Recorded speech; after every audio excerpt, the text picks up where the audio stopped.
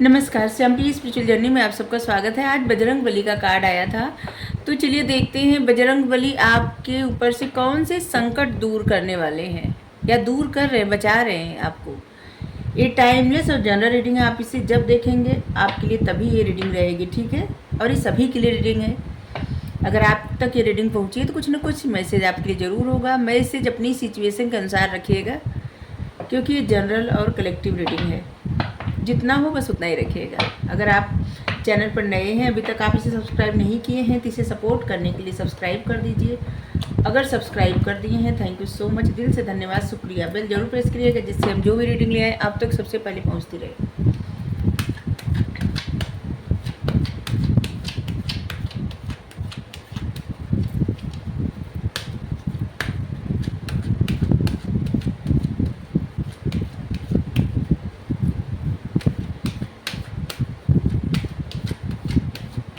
चलिए देखते हैं बजरंग बली का क्या संदेश है। सबसे पहले तो बजरंग बली का संदेश यही आया है कि ऐसे ना एक तरह से आपको अपने पावर में आने के लिए कहा जा रहा है। आप सब अपने पावर में नहीं है, अपने पावर में आने के लिए कहा जा रहा है।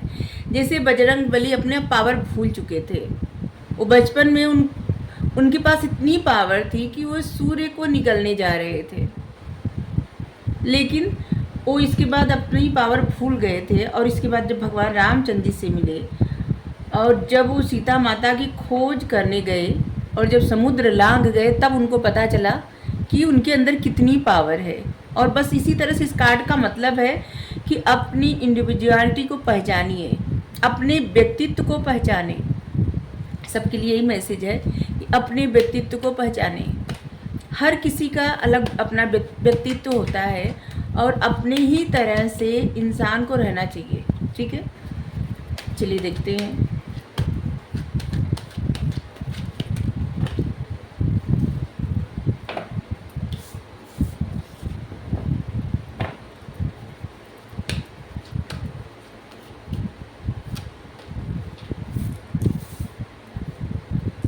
रिपनेस,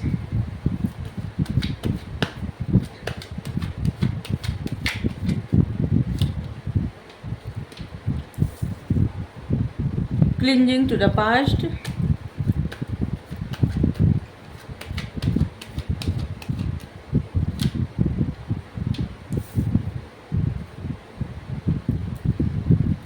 separation, going with the flow,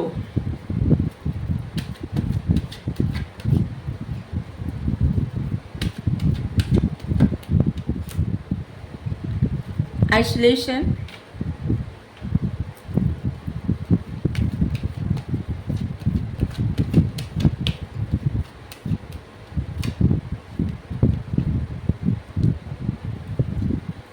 maturity,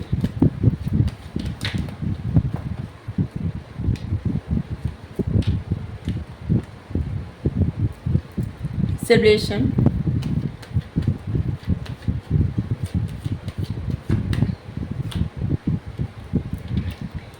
transformation, और यहाँ पे हीलिंग दी गई है।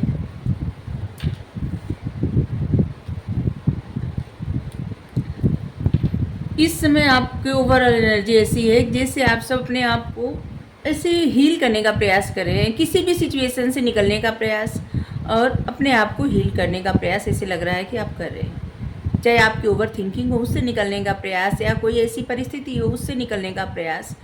जो भी हो आपकी लाइफ है, सबकी लाइफ में अलग अलग क्या होता है ना, अलग अलग परिस्थिति होती है, तो आप उससे उबरने का प्रयास कर रहे हैं। किसी की लाइफ में जैसे इमोशनल लॉस, किसी की लाइफ में जैसे फाइनेंशियल लॉस, किसी की लाइफ में किसी की लाइफ में सब कुछ अच्छा रहता है, लेकिन ओवर थिंकिंग इंसान को स्टक कर देती है, परेशान कर देती है। तो कुछ इस तरह से आप अपने आप को ऐसे लग रहा है कि फिर से ठीक करने का प्रयास कर रहे हैं, ठीक है। और यहाँ पे बजरंग बली आपसे क्या ऐसा कह रहे हैं कि बहुत समय से आप पेन लेके, दर्द लेके बैठे थे, बहुत समय से। और पास्ट की बातें हैं, बहुत समय से एक ही तरह का दर्द, एक ही तरह की सिचुएशन लेके आप बैठे थे।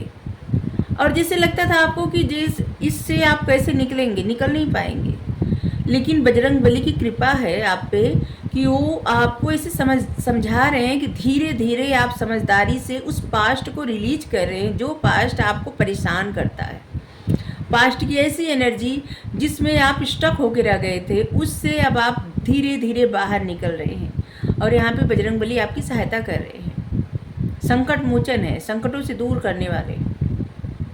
जिस तरह से गणेश जी विघ्न हरता है, विघ्न दूर करते हैं, वैसे इस संकटों से दूर करने वाले हैं, संकट मोचन। और सोचिए कि ये तो भगवान जी का भी संकट दूर किए थे, बिल्कुल। वीरों के वीर, महावीर, महादेव का ही अवतार रुद्रावतार कहा जाता है।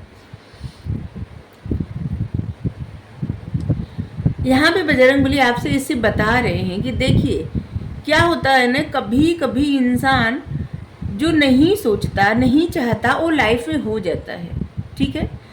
तो उसके लिए सोचने की इतनी आवश्यकता नहीं है, वो सब लिखा रहता है।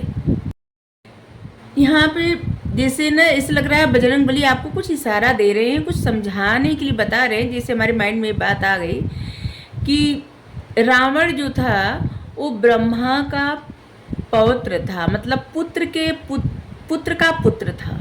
कैसे? अब सोचिए,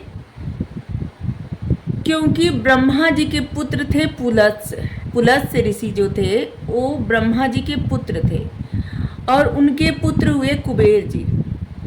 कुबेर जी पुलत्स्य जी से ज़्यादा महत्व ब्रह्मा जी को देते थे। ब्रह्मा जी के आज्ञा का पालन हमेशा करते थे, हमेशा ब्रह्मा जी की सेवा करना, ब्रह्मा जी को की उपासना करना, उनकी पूजा करना, उनकी आराधना करना, उनके मंत्रों का जप करना, वो हमेशा करते थे।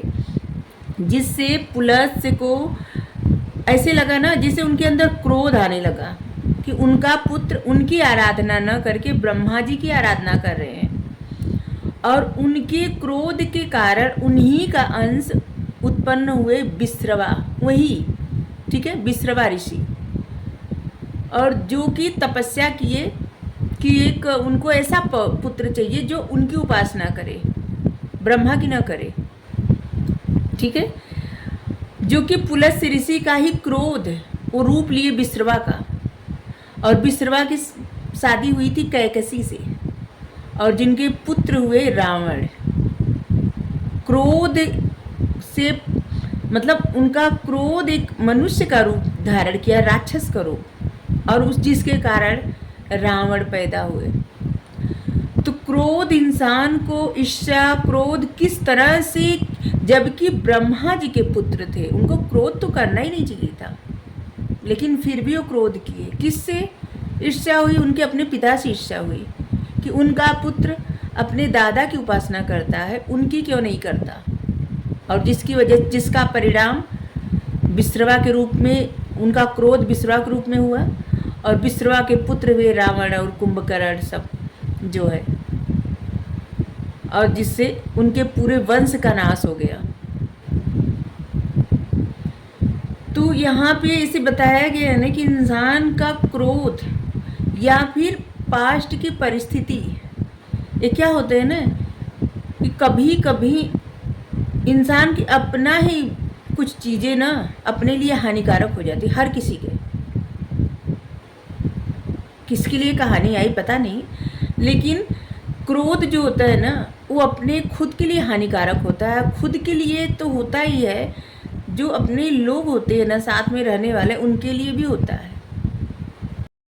तो इस कहानी के माध्यम से इसे बताया जा रहा है कि क्रोध नहीं करना है, ठीक है। कितना भी कोई साधु संत रहे या फिर ऐसे भी माने कि भगवान उसके अंदर है या भगवान के पुत्र, इस सब बातों को समझ जाए, इसके बावजूद भी अपने क्रोध पे या अहंकार पे विजय न प्राप्त कर पाए, तो फिर इंसान जिस भी पथ पे जाता है उस पथ से भटक जाता है, ठीक है। ये मैसेज आया है क्योंकि यहाँ पे आपको अपनी समझदारी दिखाने के लिए कहा जा रहा है कि आप अपनी समझदारी से डील करिए जो भी परिस्थिति हो।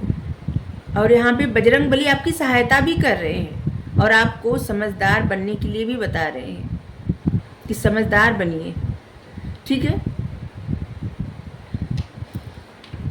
यहाँ पे बजरंग बली आपको ये भी कह रहे हैं, वो आपके सारे संकट दूर कर रहे हैं। जिस भी तरह के आप बंधन महसूस करते, स्टकनेस महसूस करते, ऐसा बंधन जो आपको परेशान करता है, उस परेशानी से आपको निकाल रहे हैं। वो आपको बता रहे हैं कि जिस टाइम का बहुत समय से आप इंतज़ार कर रहे थे, उस टाइम आपकी लाइफ में आने वाला है और आपको सेलिब्रेट करना है, खुश रहना है। जब आप खुश रहेंगे तभी आप खुशियों को अपनी तरफ अट्रैक्ट करेंगे, खुशियों के आपकी तरफ खुशियाँ जाएंगी, क्योंकि आप खुशियों के बारे में बार बार सोचेंगे। इंसान जिस चीज़ के बारे में बार बार सोचता है वही चीज़ मिल जाती है, चाहे वो कुछ भी हो। और शायद इसीलिए आपको क्रोध और अहंकार, आप साइलेंस अहंकार से दूर रहने के लिए कहा जाता है। क्योंकि क्या है ना, कोई भी ऐसा नहीं है संसार में जो परफेक्ट हो, कुछ न कुछ कमियां होती है सब में। और कितना भी क्रोध से बचे इंसान, लेकिन क्या होता है ना कि कभी कभी बहुत बचते बचते भी कभी कभी पल दो पल के लिए क्रोध आ ही जाता है। तो इसके लिए सभी के लिए है मैसेज कि क्रोध और अहंकार, इससे क्या होता है ना, इंसान के व्यक्तित्व पे असर पड़ता है। और इससे बताया जा रहा है कि आपको क्रोध नहीं करना है, ठीक है, क्रोध से बच के रहना है। और सभी को बताया गया है, हम सबको बताया जा रहा है, क्योंकि गाइडेंस हम सबके लिए रहती है। आज सैटरडे के दिन है तो बजरंग बली सबको गाइड कर रहे हैं और सभी के संकट दूर कर रहे हैं। बजरंग बली आपको ये भी कह रहे हैं कि अगर आपके लाइफ में जो भी बदलाव आ रहा है उसे आप एक्सेप्ट करेंगे, गोइंग विद द फ्लो, ठीक है, चेंज से घबराएंगे नहीं। और जिस स्टकनेस में है ना, इस स्टकनेस से बाहर निकलेंगे। जिस बंधन को, जिस फांस को महसूस कर रहे हैं, उस फांस से बाहर निकलें और चेंज को एक्सेप्ट करें। जो भी बदलाव आपके जीवन में आ रहा है उसको एक्सेप्ट करें और गोइंग विद द फ्लो, ऐसे जो भी परिस्थिति आ रही है मुस्कुराते हुए उसमें से निकले, मतलब प्रसन्न रहे हमेशा, जिससे आपकी लाइफ उस तरह से ट्रांसफॉर्म हो पाए जिस तरह से होनी चाहिए। क्योंकि जब तक आपकी लाइफ में वो बदलाव नहीं आ पाएगा जो आना था या आना है, तब तक आपको चीज़ें नहीं मिल पाएंगी जो आपकी इच्छा है, जो आप मैनिफेस्ट करते हैं, जो आप चाहते हैं, जो आप सबकी ख्वाब है। और इसे सब यहाँ पे जैसे एक तरह से और बताया जा रहा है कि अगर शिक्षा लेनी है, सीखना, सबको लगता है कि कितना कष्ट सबको मिल रहा है, कितना कष्ट मिल रहा है। कभी भी भगवान रामचंद्र जी के बारे में कोई सोचे, उनसे सीखे कि सोचिए उनका राज तिलक होना था और उनको वनवास मिल गया, वो भी 14 वर्ष का वनवास। वो तो भगवान थे ना, मनुष्य के रूप में अवतार लिए थे, जन्म लिए थे। वो चाहते तो सब वो अपने बैकुंठ लौट सकते थे, लेकिन उन्होंने इसका पालन किया क्योंकि सभी को सिखाने के लिए आए थे कि परिस्थितियों से कभी घबराना नहीं चाहिए, परेशान नहीं होना चाहिए।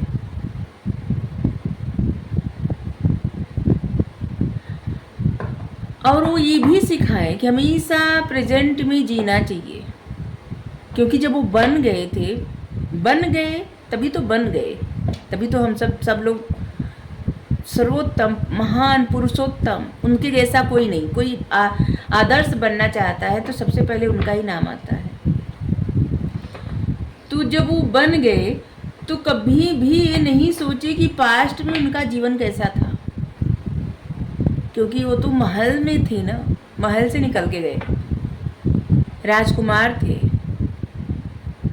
तो उनका जीवन कैसा रहा होगा। लेकिन वो वन में गए तो कभी भी वो कंप्लेन नहीं किए होंगे कि उनकी ज़िंदगी पहले कैसी थी, अभी कैसी है, ऐसा नहीं, कुछ नहीं। जो जैसे मिलता गया उसे स्वीकार करते गए।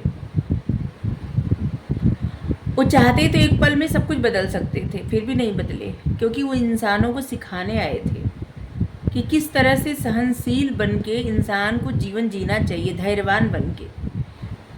और जिस समय जो भी परिस्थिति रहती है बस उसी समय को सोचना चाहिए, न कि पास्ट को। और विनम्रता भी सिखाने आए थे जब समुद्र के पास गए, सोचिए एक तीर मारते और एक तीर में ही पूरा समुद्र सूख जाता, लेकिन इसके बावजूद 3 दिन तक प्रार्थना करते रहे। और वहाँ पे है ना, विनय न मानत जलद जड़, गए 3 दिन बीत, बोले राम सकोप तब भय बिन होए न प्रीत। जब वहाँ पे तीर निकाल धनुष मांगते हैं लक्ष्मण जी से और कहते हैं कि अब ये नहीं मानेंगे, तब जाके समुद्र एक ब्राह्मण का रूप धर के और थाल सजा के आता है। तो वहाँ पे वो कुछ भी कर सकते थे, लेकिन सबसे पहले विनय किए, विनम्र बने, जो कि बात लक्ष्मण को पसंद नहीं आई थी। और वहाँ पे हमें सीख मिलती है कि हमेशा इंसान को विनम्र बने रहना चाहिए। ठीक है।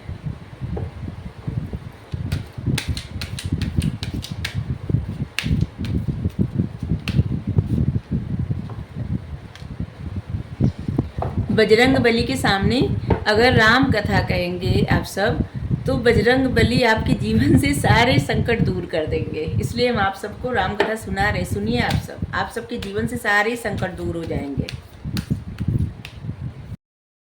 राम कथा सुनिए, आप सबके जीवन से सारे संकट दूर हो जाएंगे। सब लोग कहते हैं ना कि बजरंग बली के मंदिर में सब लोग जाते हैं, तो बजरंग बली का चालीसा या फिर बजरंग बाण या कुछ ऐसा कुछ करेंगे तो इतने बजरंग बली प्रसन्न नहीं होते। जय सिया राम बोल दीजिए, वो ज़्यादा प्रसन्न हो जाएंगे। और उसी तरह से भगवान रामचंद्र जी के सामने अगर बजरंग बली का चालीसा, इनका बाण या फिर सुंदरकांड का पाठ करेंगे तो रामचंद्र जी बहुत ज़्यादा प्रसन्न होते हैं, ऐसा कहा जाता है।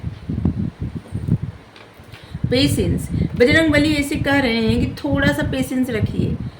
कुछ भी अगर आपके सामने आता है, कुछ ऐसी पॉसिबिलिटी आती है, आपको कुछ एडजस्टमेंट करना पड़ेगा। ठीक है, तो आप उससे घबराइएगा मत। थोड़े समय के लिए आपको कुछ एडजस्टमेंट करना पड़ेगा, उससे ज़्यादा नहीं। ठीक है, जिसकी वजह से आप ऐसी एनर्जी से बाहर निकल जाएंगे जहाँ पे आप काफ़ी क्लोज हो, मतलब अपने आप को बंद कर लिए।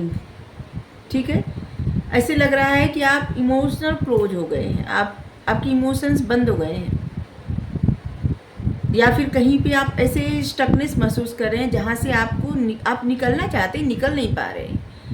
तो आपको बजरंग बली निकाल देंगे, जिस भी परिस्थिति में है, जिस भी प्रॉब्लम, सारी प्रॉब्लम दूर कर देंगे आपसे। ठीक है, और यहाँ पे 6 नंबर आया है 24, और यहाँ पे 33, 6 नंबर आया, यहाँ पे 7 नंबर आया है। 6 नंबर होता है विजडम का नंबर होता है, और 6 नंबर आपके लिए ऐसे होता है ना कि जैसे फाइनेंशियल सक्सेस बहुत ज़्यादा आपको मिलेगी। थोड़ा सा एडजस्टमेंट करना पड़ेगा आपको, लेकिन इसीलिए आपको कहा जा रहा है कि ये जो परिस्थिति चल रही है ना, जो भी समय चल रहा है, जिसकी लाइफ में जो भी हो, लेकिन कहा जा रहा है कि जैसे आसानी से उसमें, मतलब कोई भी बदलाव आपकी लाइफ में आ रहा है तो उसे एक्सेप्ट कर लीजिए। परेशान मत होइए उससे कि बहुत ज़्यादा दुखी हो जाए, बहुत ज़्यादा क्रोधित हो जाए, बहुत ज़्यादा ईर्ष्या में आ जाए, ऐसा कुछ भी ना करना है। ठीक है, जो भी बदलाव आ रहा है होने दीजिए, एक्सेप्ट करिए। ठीक है, पेशेंस रखिए। जो आप पेशेंस रखेंगे ना, उसका जो रिजल्ट मिलेगा आपके फेवर में होगा, आपके लिए अच्छा होगा।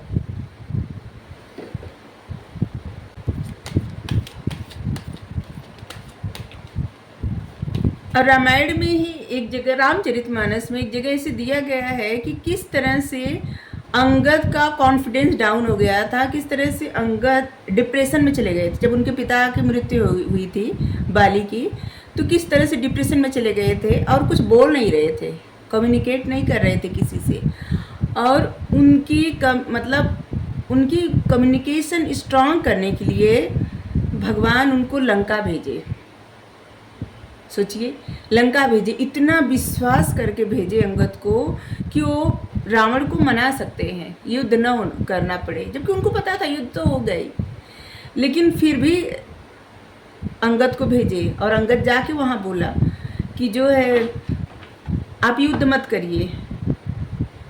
तो रावण हंसने लगा, वो बोला कि उस वनवासी और मेरा क्या मुकाबला, उसकी सेना और मेरी सेना का क्या मुकाबला। तो अंगद उस तरह ऐसे जवाब दिए, अभी श्लोक हमको याद नहीं आ रहा है, इस तरह से जवाब दिए कि हाँ सच कह रहे हैं, क्या जवाब, मतलब क्या मुकाबला। उनका एक बानर आके, वहाँ पे बानर बोलते हैं, बानर आके लंका जला दिया। उनकी सेना में उनके लोगों से आपका क्या मुकाबला। और मतलब इसी तरह का वो बताते हैं, अभी हमको पूरा याद नहीं आ रहा है।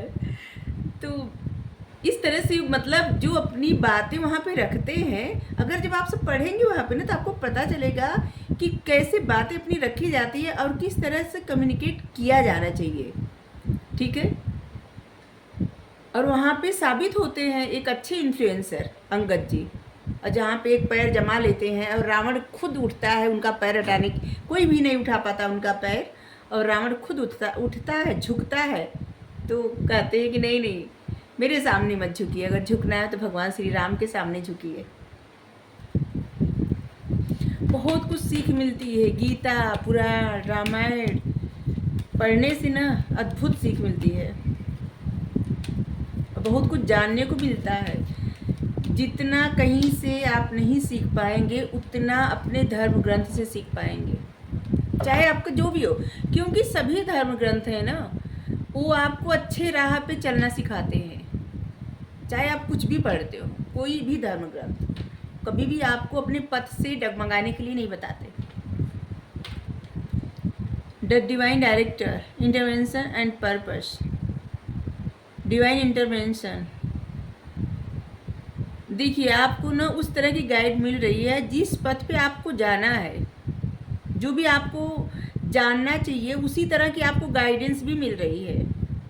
और इसी से जो गाइडेंस है ना, इसी के माध्यम से, मतलब जो भी आपको तरह तरह से गाइडेंस जहाँ से भी मिल रही हो, या हमारी यहाँ से ही मिल रही हो, हमारी नहीं, मतलब इस चैनल के माध्यम से आपको मिल रही हो, तो चाहे जहाँ से आपको गाइडेंस मिल रही है, चाहे आप कुछ पढ़ रहे हैं या कहीं से गाइडेंस फॉलो कर रहे हैं, आप समझ जाइए कि आपको वही गाइडेंस मिल रही है जिस पथ पे आप, जो आपको हैप्पीनेस और अपने पर्पस पर ले जा रही है। आपका पर्पस जो है वो पर्पस भी पूरा होगा और आप अपनी खुशियों की तरफ भी जा रहे हैं। इसलिए किसी भी ड्रामा में ना फंसिए, जो भी सिचुएशन हो ना उस ड्रामा से निकल जाइए। ठीक है। और आपके लिए ना एक ग्रेट पाथ तैयार है, महान सफलता का पथ तैयार है। ठीक है। अपनी एनर्जी को अच्छी रखिए, ऐसे लोगों के साथ रहिए जहाँ पे आप प्रसन्न रहें, खुश रहें। ठीक है। इजी रहें और शांत रहें। अगर आपको रीडिंग अच्छी लगी जरूर बताइए। Thank you so much. Radhe Radhe. Thank you.